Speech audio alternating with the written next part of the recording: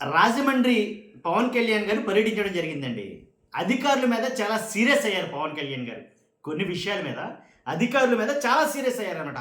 గోదావరి పుష్కర ఏర్పాట్లు పరిశీలించారు. గోదావరి పుష్కర ఏర్పాట్లంటే మనకు గుర్తొచ్చేది ఏంటంటే 2015లో అదే గోదావరి పుష్కరాల్లో పబ్లిసిటీ కారణంగా ఎంతమంది చనిపోయారో మనం చూసాం.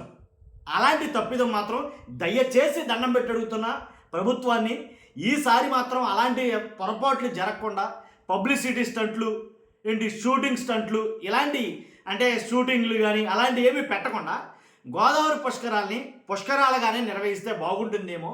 ఎందుకంటే పుష్కరాలు అనగానే అది గుర్తుకొచ్చేస్తుంది. 2015లో ఏదైతే జరిగిందో ఒకేసారి గేట్లు తెరడం, చంద్రబాబు నాయుడు గారి కోసం కొద్ది గొప్ప జనాలందరిని ఆపడం, ఇలా ఏదైతే జరిగిందో దాని మీద చాలా మటుకు ప్రాణ నష్టం జరిగింది. అప్పుడు అసలు ఎవరు తీర్చలేని లోటు ఆ కుటుంబాల్లో ఇప్పటికీ ఉండిపోయింది. మరలా అవే గోదావరి పుష్కరాలంటే కనుక అవే గుర్తుకొస్తున్నాయి. అలా జరగకుండా ఉంటే బాగుండని అనిపిస్తుంది. ఇప్పుడు రాజమండ్రిలో పవన్ కళ్యాణ్ గారు పర్యటించారు, చాలామంది మీద సీరియస్ అయ్యారు.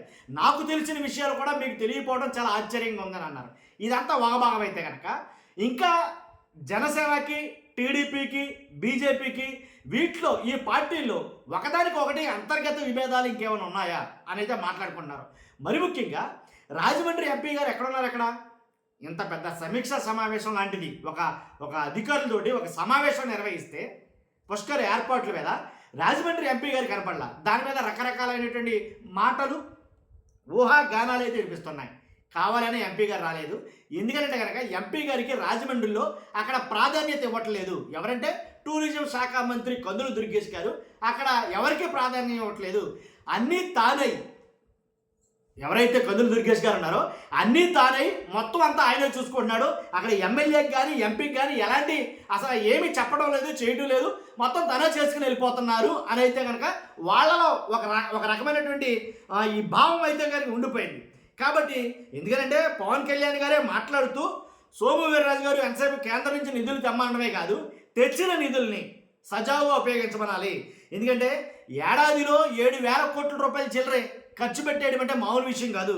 మొత్తం 8,600 కోట్ల రూపాయలు.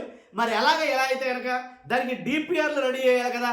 అలా చేయకుండా మీరు ఇష్టం వచ్చినట్టు ఖర్చు పెట్టేస్తానంటే కేంద్రం నిధులు ఇవ్వడం అనేది జరగదు.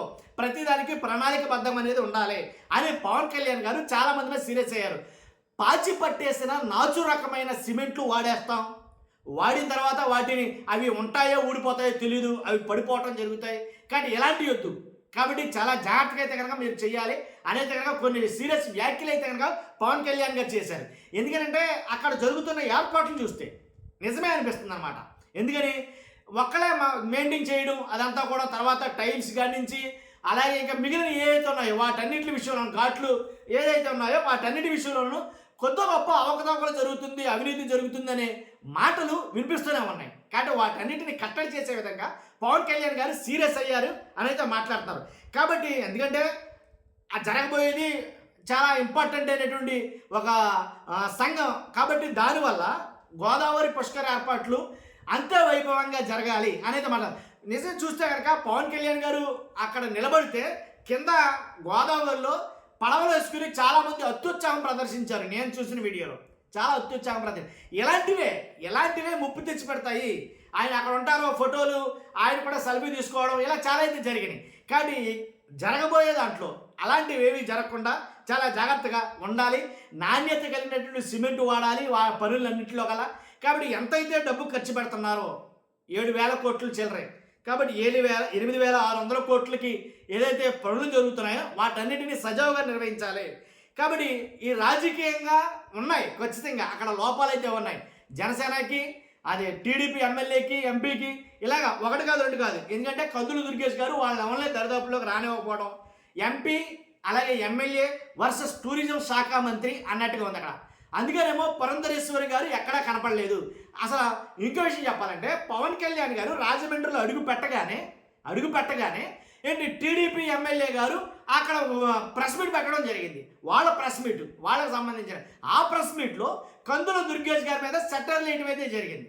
కాబట్టి ఈ అసలు ఎలా పోతుంది ఇక్కడ రాజమండ్రి పరిస్థితి అంటే కారణం ఏంటంటే కనుక ఆయనకుండే అంతర్గత ఫీలింగ్ ఏంటంటే నన్ను ఎక్కడ ఇన్వాల్వ్ చేయట్లేదు, ఎమ్మెల్యే అనేది అసలు ఏదో నామమాత్రంగా ఉందండి, ఇక్కడ ఏ పనుల్లోనూ మా ఇన్వాల్వ్మెంట్ లేదు, ఎమ్మెల్యే గారిని కావచ్చు ఎంపీ గారిని కావచ్చు మొత్తం ఆయనే చేసేసుకుంటున్నాడు అని వాళ్ళైతే ఉంది. కాబట్టి ఈ రకంగా అయితే కనుక రాజమండ్రికి పవన్ కళ్యాణ్ గారు వచ్చిన తర్వాత అక్కడ లోపాలు అలాగే రాజకీయంలో లోపాలు అన్నీ కొట్టొచ్చినట్టు కనపడ్డాయి. అది విషయం.